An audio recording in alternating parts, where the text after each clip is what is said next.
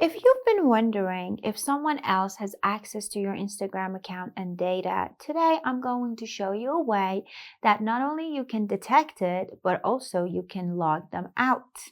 After you open your Instagram, you want to head over to Settings, and here from Account Center, you're going to tap on Password and Security. And here you have this option. It says where you're logged in. I'm going to tap on that. Again, you're going to choose the Instagram that you want to check. Let's say this one. And here you'll see all the active devices.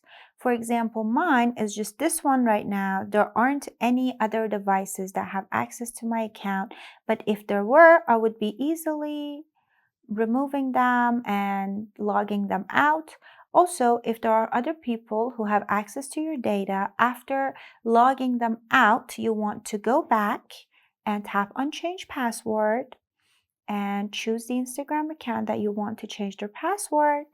By entering your current password and setting a new password, they won't be able to have access to your information anymore.